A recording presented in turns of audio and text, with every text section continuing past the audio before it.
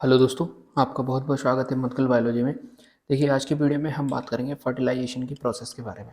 इससे पहले वाले वीडियो में हमने गैमेटोजेनेसिस यानी कि oogenesis और स्पर्मेटोजेनेसिस को कंप्लीट पढ़ लिया कि स्पर्म किस तरीके से बनता है और जो oogenesis के दौरान ओवम किस तरीके से बनता है, ठीक है। और इसके बाद हमने जो स्पर्म है उसकी स्ट्रक्चर भी देख ली थी, किस तरीके से वो बनती है और किस तरीके से होती है। आज की वीडियो में फर्टिलाइजेशन प्रोसेस के बारे में पढ़ेंगे कि फर्टिलाइजेशन प्रोसेस होता क्या है। बेसिकली मैं आपको बता दूं तो फर्टिलाइजेशन प्रोसेस के अंदर जो स्पर्मेटोजेनेसिस से जो स्पर्म बना था और oogenesis से जो ओवम बना था, दोनों का जब मिलन होता है तो उस प्रोसेस को हम फर्टिलाइजेशन कह देते हैं। जैसे ही फर्टिलाइजेशन कंप्लीट हो जाता है उसके बाद आगे की प्रोसेस होती है, जो फर्टिलाइजेशन के परिणाम स्वरूप जो चीज़ बनती है उसे अपन जाइगोट कह देते हैं, जो कि 2n होता है, ठीक है। तो आगे वीडियो में बढ़ते हैं, किस तरीके से देखिए। फर्टिलाइजेशन का मतलब क्या होता है कि fertilization is the fusion of male and female gametes, ठीक है। और हमने गैमेटोजेनेसिस के अंदर पढ़ा कि गैमेट्स कैसे होते हैं, हैप्लॉइड सेल होते हैं।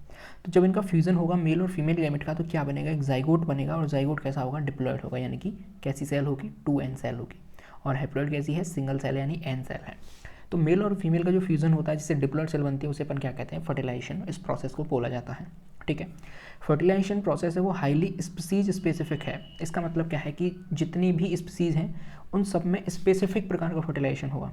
यानी कि जैसे मान के चलिए एक कुत्ते की स्पीसीज है, ठीक है, तो उसका जो उबा है या उसका जो एग है उसको कभी भी ह्यूमन का जो स्पर्म है वो फर्टिलाइज नहीं कर सकता। यानी कि जिस स्पीसीज का फीमेल का जो एग या ओवम होगा उसको मेल, उसी स्पीसीज का जो मेल है उसका जो स्पर्म है वो उसको फर्टिलाइज कर पाएगा। यानी कि स्पीसीज टू स्पीसीज ये काफ़ी स्पेसिफिक होते हैं, ठीक है। हाईली लिखा हुआ है आगे, यानी कि हाईली स्पेसिफिक होते हैं। यानी पर्टिकुलर स्पीसीज के एनिमल को पर्टिकुलर स्पीसीज का जो मेल है वही उसको फर्टिलाइज कर पाएगा, ठीक है।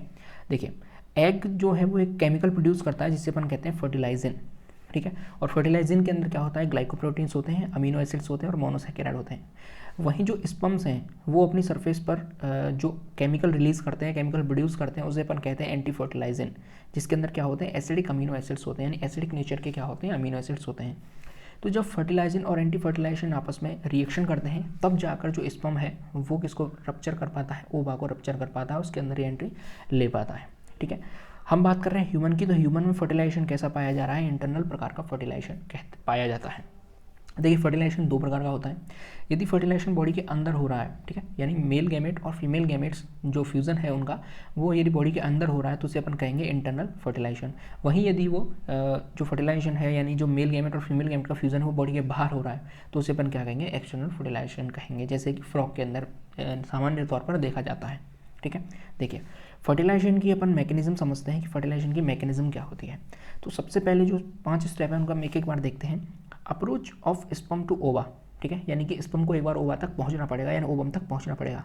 उसके बाद स्पर्म पर काम स्टार्ट होगा, कैपेसिटेशन होगा किसका, स्पर्म्स का, इसे हम देखेंगे क्या होता है। उसके बाद दोनों में कॉन्टैक्ट होगा, कॉन्टैक्ट होने के बाद एक्रोसोमल रिएक्शन होगी और उसको पेनिट्रेट किया जाएगा, यानी पेनिट्रेशन होगा। उसके बाद ओवा को एक्टिव किया जाएगा, ठीक है, एक्टिवेशन ऑफ ओवम। और उसके बाद एम्फीमिक्सिस होगा, यानी कि जो प्रोन्यूक्लियाई हैं दोनों वो आपस में मिलेंगे और जाइगोट का फॉर्मेशन होगा। तो ये मैकेनिज्म है। चलिए हम एक एक स्टेप को आगे देखते हैं। देखिए, हम इस स्टेप को पढ़ें उससे पहले हमें एक चीज़ और जाननी होगी। हम स्पर्म्स और ओवा की बेसिक जानकारी ले लेते हैं कि ये कैसे होते हैं देखने में, ठीक है। तो ये आप देख पा रहे हैं, ये किसकी सेल है, ये स्पर्म सेल है, ठीक है। ये एक स्पर्म सेल है और ये कैसा हम कहें गैमेट है, ये एक मोटाइल गैमेट है, ठीक है। मोटाइल का मतलब होता है गतिमान, यानी कि ये गति कर सकता है। वहीं हम ओवम की बात करेंगे तो वो कैसा होता है, वो नॉन मोटाइल होता है। स्पर्म देखिए 3 भागों में डिवाइड होता है। स्पर्म्स जो है सबसे पहला पार्ट होता है इसका हेड, दूसरे नंबर पर आता है इसका मिड पीस और तीसरे नंबर पर आती है इसकी पूंछ यानी कि टेल। चूंकि ये मोटाइल है तो इसको गति करने के लिए हम कहें एक जरिया होना चाहिए, यानी गमनांग होने चाहिए इसके पास, लोकोमोटरी ऑर्गन्स होने चाहिए। तो वो उसका लोकोमोटरी ऑर्गन क्या होता है, टेल इसकी लोकोमोटरी ऑर्गन होती है। दूसरी चीज़, जब ये गति कर रहा है तो इसके लिए एनर्जी की जरूरत पड़ती है। तो एनर्जी के लिए इसके पास क्या पाए जाते हैं, माइटोकॉन्ड्रिया पाए जाते हैं, ठीक है। सबसे पहले हम इसके हेड की बात करते हैं। देखिए, हेड के ऊपर ये कैप लगा हुआ है, इस कैप को बोला जाता है एक्रोसोम, ठीक है। इस टोपी को क्या बोला जाता है, एक्रोसोम बोला जाता है। और इसका फॉर्मेशन किससे होता है, इसका फॉर्मेशन होता है आपका गोल्जी बॉडी से, ठीक है। सेल के अंदर जो गोल्जी बॉडी होती है वो आगे जाकर किसको बनाती है, एक्रोसोम को बनाती है। एक्रोसोम के अंदर क्या होते हैं, डाइजेस्टिव एंजाइम होते हैं जो कि आगे जाकर ओवम की जो कोरोना रेडिएटा और आपकी जोना पैलिप्सोडा है उनको जाके गलाएंगे और आपस में रिएक्शन करेंगे, ठीक है। जिससे क्या हो, उसका जो न्यूक्लियस है जो किसके अंदर प्रेजेंट है, हेड के अंदर प्रेजेंट है, वो आसानी से किसके अंदर जा सके, एग के अंदर जा सके और उसके अंदर जो 23 क्रोमोसोम्स हैं वो आपस में फ्यूज़ कर सकें, ठीक है। इसके बाद बीच में सेंट्रियोल्स पाए जाते हैं, ठीक है, और बीच में क्या पाए जा रहे हैं, इसके मिड पीस में माइटोकॉन्ड्रिया पाए जा रहे हैं, जो कि क्या प्रोवाइड करा रहे हैं, इसके लिए एनर्जी प्रोवाइड कराते हैं, जिससे कि ये आसानी से मोटाइल हो सके, यानी गति कर सके, और गति करके कहाँ तक पहुँच सके, जो इसका मंजिल है, जो इसका रास्ता है आपका किसका, ओवा के पास पहुँचना। ठीक है, ये बीच में कॉलर है जिसके अंदर क्या कहते हैं, बहुत सारे माइटोकॉन्ड्रिया पाए जाते हैं। टेल है जिसे अपन कहते हैं फ्लैजिलम। ठीक है, और ये किसके लिए काम आती है, ये स्पर्म को स्विम करवाने के काम आती है। ठीक है, जिससे आसानी से जो स्पर्म है वो तैर सके। ये स्पर्म की बेसिक स्ट्रक्चर थी। ठीक है, अब देखिए हम ओवम की बात करते हैं कि ओवम या फिर एग क्या होता है। तो ओवम में एग के ऊपर 3 लेयर्स पाई जाती हैं। ठीक है, अब देखिए वो नॉन मोटाइल है तो उसकी कवरिंग कितनी ज़्यादा है। 3 लेयर है, सबसे बाहर की लेयर है कोरोना रेडिएटा। ठीक है, बाहर की तरफ सबसे आउटर मोस्ट जो लेयर है वो कोरोना रेडिएटा है। उसके बाद इसके नीचे की लेयर होती है जोना पैलिसोडा। ठीक है, पहले नंबर पर कौन सी है, कोरोना रेडिएटा, दूसरे नंबर पर है जोना पैलिसोडा, और तीसरे नंबर पर आ जाती है इसकी क्या, प्लाज्मा मेम्ब्रेन, जो कि एक प्रत्येक सेल के पास पाई जाती है। ठीक है, जैसे ही अपन प्लाज्मा मेम्ब्रेन के अंदर एंट्री करते हैं तो हमें साइटोप्लाज्म दिखाई देता है, जिसके अंदर क्या होते हैं, सेल ऑर्गेनेलिज पाए जाते हैं। उसके बाद बीचों बीच में इसमें क्या पाया जाता है, केंद्रक पाया जाता है। ठीक है, और केंद्रक के अंदर क्या पाई जाती है, न्यूक्लियोलस पाई जाती है, यानी कि केंद्रका पाई जाती है। ये एक बेसिक स्ट्रक्चर है किसका, ओवम का। जब स्पर्म इसके अंदर आएगा तो सबसे पहले उसे किससे लड़ना होगा, कोरोना से लड़ना होगा। और उसके बाद वो जोना पैलिसोडा को रप्चर करेगा, इसको गला देगा। गलाने के बाद वो प्लाज्मा मेम्ब्रेन के पास जाएगा, इसको गला देगा, और इसको गलाने के बाद वो किससे मैच कर जाएगा, इस न्यूक्लियस से मैच कर जाएगा, और दोनों आपस में क्या कर जाएंगे, फ्यूज़ कर जाएंगे। ठीक है, चलिए अब अपन स्पर्म ट्रांसपोर्ट को समझ लेते हैं, क्या एक बार के स्पर्म कैसे ट्रांसपोर्ट होते हैं। देखिए यूजुअली 200 to 500 मिलियन स्पर्म्स एक बार में डिपॉजिट कर दिए जाते हैं किस पर, फीमेल के सर्विक्स पर।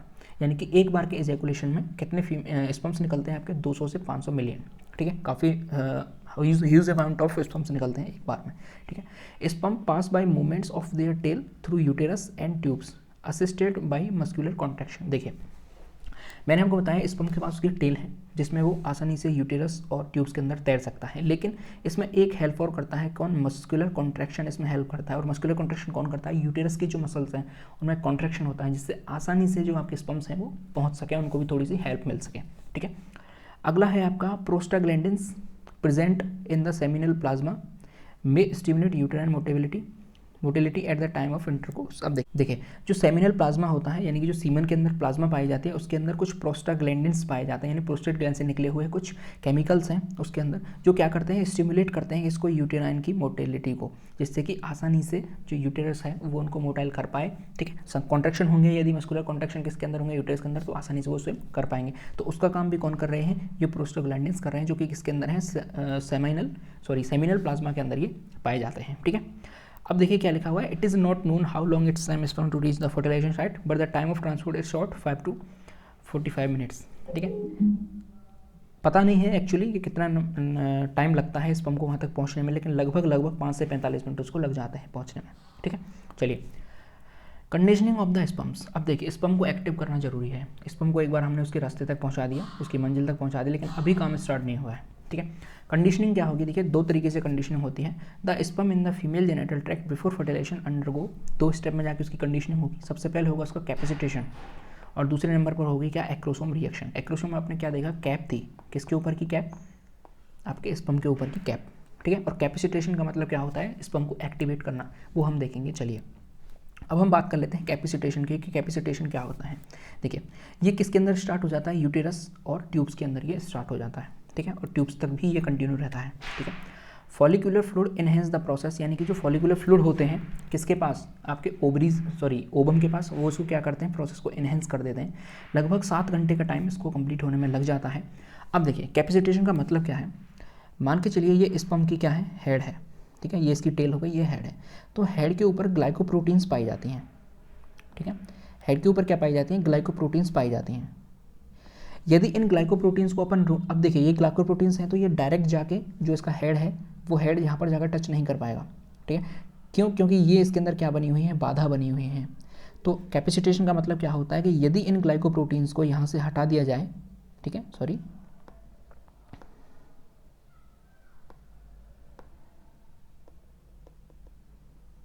देखिए ये यहाँ पर क्या है, स्पर्म है।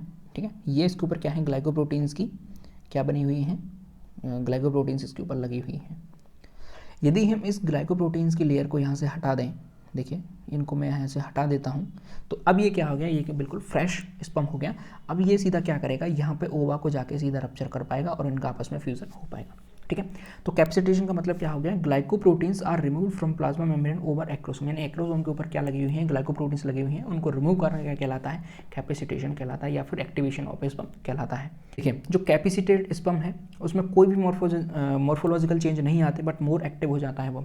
देखिए जो ग्लाइकोप्रोटीन्स हैं वो ऐसे लगी हुई नहीं होती हैं, सिर्फ समझाने के लिए ये मैंने बताया आपको कि ये दिक्कत क्रिएट करती हैं रास्ते में। ठीक है, जब इनको हटा दिया जाएगा तो वो मोर एक्टिव हो जाएगा। ठीक है, किसी भी प्रकार का मॉर्फोलॉजिकल चेंज उसमें नहीं आएगा। Completion of capacitation permit acrosome reaction to occur, यानी कि आगे जाके आपकी एक्रोसोम रिएक्शन स्टार्ट हो जाएगी। ठीक है, चलिए एक्रोसोम रिएक्शन का मतलब क्या होता है वो हम देखते हैं। देखिए occurs during passage of sperm through corona radiata, जब स्पर्म जो है वो कोरोना रेडिएटा के अंदर जाएगा, सबसे पहली लेयर है कौन सी, कोरोना रेडिएटा, तो कोरोना रेडिएटा से जब वो पास करेगा तब एक्रोसोम रिएक्शन होगी। ठीक है, outer membrane of the acrosome fuse at many places with overlying cell membrane of sperm head, fused membrane then rupture producing multiple perforations through which the enzyme hyaluronidase in the acrosome escape and ooze out। यानी कि अब यहाँ पर क्या हो रहा है कि स्पर्म का जो हेड है, ठीक है, वो किससे रिएक्ट करेगा, सबसे पहले कोरोना रेडिएटा से रिएक्ट करेगा, और इस रिएक्शन को अपन क्या बोलेंगे, एक्रोसोम रिएक्शन बोलेंगे। और इसमें एंजाइम कौन सा काम करेगा, आपका हायालुरोनाइडेज। ठीक है, ये एंजाइम आपका क्या काम करेगा। चलिए अब एक बार एक्रोसोम रिएक्शन में हम देख लेते हैं कौन कौन से एंजाइम क्या काम करते हैं और क्या क्या काम करते हैं। सबसे पहला एंजाइम मैंने आपको बताया हाइलुरोनिडेज, ये क्या करता है, needed to assist in the penetration of the corona radiata barrier, यानी कोरोना रेडिएटा का जो बैरियर है उसको हटाने का काम करता है। ये यहाँ पर आप इसको इंपॉर्टेंट लगा लीजिए क्योंकि ये कई बार पूछा जाता है। अगला होता है ट्रिप्सिन। ट्रिप्सिन लाइक सब्सटेंस क्या करते हैं, needed for the digestion of zona pellucida. Zona pellucida क्या है, दूसरे नंबर की लेयर है, इसको गलाने के लिए, डाइजेशन करने के लिए कौन सा काम आता है, ट्रिप्सिन एंजाइम काम आता है। एक्रोसिन, एक्रोसिन क्या करता है, जोना पैलिसुडा को क्रॉस कराने में काम करता है, किसके, स्पर्म को क्रॉस कराने का काम कराता है कौन, एक्रोसिन। उसके बाद आते हैं आपके प्रोजेस्टेरोन। प्रोजेस्टेरोन क्या करते हैं, जो कि फॉलिकुलर फ्लूइड के अंदर प्रेजेंट होते हैं, ये स्टिमुलेट करते हैं किसको, एक्रोसोम रिएक्शन को। एक्रोसोम रिएक्शन धीरे हो रही हुई तो प्रोजेस्टेरोन आकर वहाँ पर उसको थोड़ा तेज करने का काम करेंगे। ठीक है, ये हमने समझ लिया। अब अपन देखते हैं जोना रिएक्शन। ठीक है, जोना रिएक्शन क्या होता है, देखिए as one sperm passes through zona pellucida, यदि एक बार जोना पैलिसुडा को पार करके, मान के चलिए ये पहली लेयर है और इसके अंदर यहाँ पर आकर एक स्पर्म अटैच हो गया, ठीक है, उसने कोरोना रेडिएटा को गला दिया, अब वो जोना पैलिसुडा के ऊपर आकर अटैक करेगा। जोना पैलिसुडा क्या करेगी, सिर्फ एक स्पर्म जब उसके अंदर एंटर कर जाएगा तो अब वो क्या बन जाएगी, इम्परमिएबल बन जाएगी, किसके लिए, अदर स्पर्म के लिए। इसे अपन क्या कहते हैं, जोना रिएक्शन कहते हैं। ठीक है, क्यों, क्योंकि यदि एक से ज़्यादा स्पर्म इसके अंदर एंटर कर जाएंगे तो फिर नेचर जो है वो प्रॉब्लम हो सकती है आगे जाके। ठीक है, नेचुरल नहीं है, नेचुरल सिर्फ एक स्पर्म जाके उस पर अटैच हो सकता है। तो जैसे ही जोना पैलिसुडा गलेगी उसके अंदर एक स्पर्म जाके अंदर एंट्री करेगा, उसके बाद वो किसके अंदर चेंज हो जाएगी, इनपरमिएबल मेम्ब्रेन, यानी कि आप किसी भी स्पर्म की एंट्री वहाँ पर नहीं होगी। इसे क्या कहते हैं, जोना रिएक्शन कहते हैं। इसके बाद देखिए क्या होता है, the granules released from the secondary oocyte which contain lysosomal enzyme produce the zona reaction. ठीक है, यानी कि इस जोना रिएक्शन को कराने का काम कौन करता है, जो आपके जो सेकेंडरी oocyte है उसके अंदर लाइसोसोमल एंजाइम पाए जाते हैं। ठीक है, जो क्या काम करते हैं, आपके इस जोना रिएक्शन को करवाने का काम करते हैं। अब देखिए oocyte सेल मेम्ब्रेन, अब किसकी तरफ बढ़ेंगे अपन, तीसरी लेयर की तरफ, और तीसरी लेयर क्या है, सेल मेम्ब्रेन या फिर हम क्या करेंगे, प्लाज्मा मेम्ब्रेन। ठीक है, जब जोना पैलिसुडा को पार करके स्पर्म आ चुका है और किस पर आकर अटैच हो गया, वो सेल मेम्ब्रेन के ऊपर अटैच हो गया। सेल मेम्ब्रेन कौन सी है, सेकेंडरी oocyte है। ठीक है, the head and tail of the sperm enter the cytoplasm of oocyte, यानी कि हेड और टेल का आधा पोर्शन किसके अंदर एंटर कर चुका है, सेकेंडरी oocyte के साइटोप्लाज्म के अंदर एंटर कर चुका है। Living the sperm's plasma membrane attach to the plasma membrane of oocyte। ठीक है, अब प्लाज्मा मेम्ब्रेन किसकी, आपके एक्रोसोम की, यानी स्पर्म्स की प्लाज्मा मेम्ब्रेन और oocyte की प्लाज्मा मेम्ब्रेन क्या हो चुकी है, आपस में अटैच हो चुकी हैं। ठीक है, 12 घंटे के अंदर अंदर आपका क्या, ओव्यूलेशन के बाद 12 घंटे के अंदर अंदर फर्टिलाइज हो जाना चाहिए। ओव्यूलेशन के 12 घंटे के बाद यूजुअली जो oocyte है वो फर्टिलाइज हो जाता है। ठीक है, the secondary oocyte completes the second meiotic division forming a mature ovum and the second polar body, the nucleus of the ovum is known as female pronucleus. देखिए जो सेकेंडरी oocyte है वो अपने सेकेंड मेटोटिक डिवीजन को complete करेगा। ठीक है, और जैसे ही वो मेटोटिक डिवीजन के अंदर कंप्लीट हो जाएंगे तो वो किसके अंदर चेंज हो जाएगा, मैच्योर ओवम के अंदर चेंज हो जाएगा और एक क्या बन जाएगी, सेकंड पोलर बॉडी बन जाएगी। ये मैंने आपको जो oogenesis था वहाँ पर मैंने आपको समझाया था। ठीक है, अब वीडियो को जाके देख सकते हैं। अब जो न्यूक्लियस है ओवम का वो क्या कहलाएगा, अब फीमेल प्रोन्यूक्लियस कहलाएगा। ठीक है, अब देखिए, once within the cytoplasm of the ovum the tail of sperm degenerate and its head enlarge for the male pronucleus. अब देखिए, जब ओवम के साइटोप्लाज्म के अंदर जो आपका स्पर्म है वो एंटर कर जाएगा, उसके बाद जो स्पर्म की जो टेल है वो क्या कर दी जाएगी, डीजनरेट कर दी जाएगी। उसके बाद सिर्फ उसका क्या रह जाएगा, हेड रह जाएगा, और वो क्या कहलाएगा फिर, मेल प्रोन्यूक्लियस। ठीक है, अब आएगा अपना एम्फीमिक्सिस और जाइगोट फॉर्मेशन, जो कि फर्टिलाइजेशन का लास्ट स्टेप है। इसके अंदर क्या होगा, मेल एंड फीमेल जो प्रोन्यूक्लियाई हैं वो आपस में कांटेक्ट करेंगे, और कांटेक्ट करने के बाद उनकी जो न्यूक्लियर एनवलप है, उनकी जो केंद्रक की जो झिल्ली है वो आपस में लूज हो जाएगी, यानी वहाँ से हट जाएगी, और the maternal and the paternal chromosomes intermingle at the equatorial plate of metaphase of the first meiotic division of the zygote. अब जाइगोट का फॉर्मेशन स्टार्ट होना लग जाएगा, और जो 23 क्रोमोसोम्स मदर से आए थे और 23 क्रोमोसोम्स किससे आए थे, फादर से आए थे, दोनों आपस में मिलकर क्या बन जाएंगे, 46 बन जाएंगे। और 46 की जो सेल साइकिल में जो मेटाफेज आती है, ठीक है, इस मेटाफेज की प्लेट जो बीच में प्लेट आती है, उस प्लेट पे आकर एकत्रित हो जाएंगे, और आके आपकी सेल डिवीजन जो है वो स्टार्ट हो जाएगी। इस तरीके से अपना फर्टिलाइजेशन जो है वो कंप्लीट होता है।